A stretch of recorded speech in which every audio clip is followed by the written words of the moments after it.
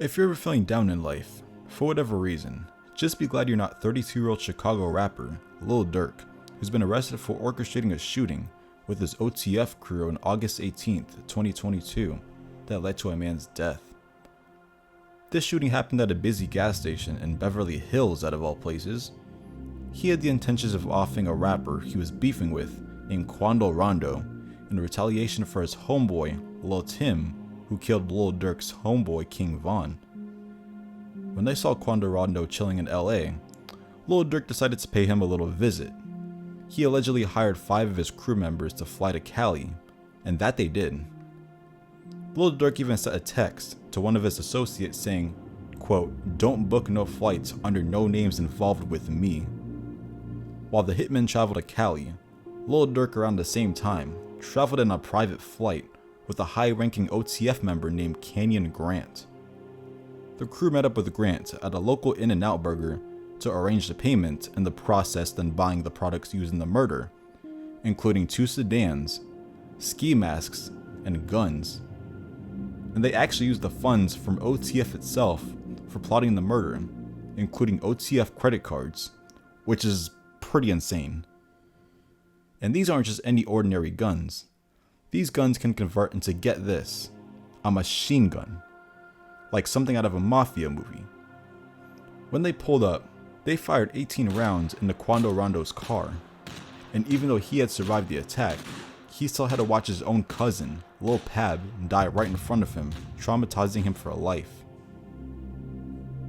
Lil Durk knew the cops were onto him, so he prepared a backup plan and decided to buy multiple flights in an attempt to evade law enforcement, including 2 flights from South Florida Airport to Switzerland and Dubai.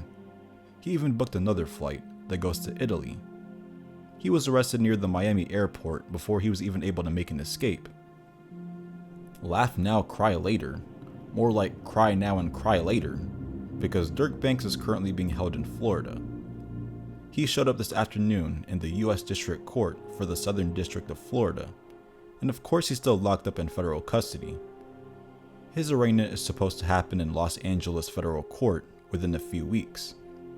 The people he committed the crime with are all being charged with 1 count of conspiracy, 1 count of using interstate facilities to commit murder for hire, resulting in death, and 1 count of using, carrying, and discharging firearms, and a machine gun, and possession of such firearms in furtherance of a crime of violence resulting in death.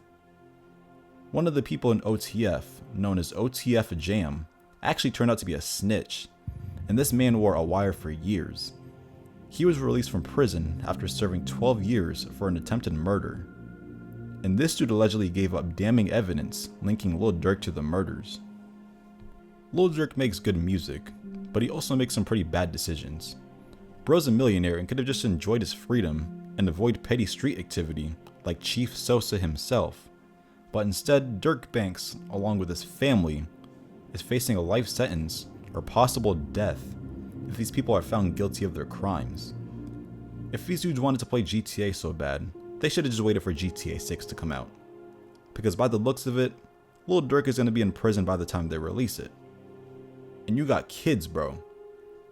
So now they got no father figure because their father decided to become a fucking crash out dummy and slide for Vaughn. This man isn't quite the pickle. For him to beat this case, dude needs an O.J. Simpson kind of lawyer to get out this crap.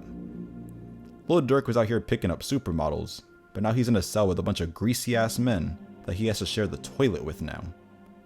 So moral of the story, don't let your ego get the best of you and make you make some regrettable ass decisions, because despite what you might be going through mentally, I promise you that you're not going to like the choices that your ego and your negative emotions make for you.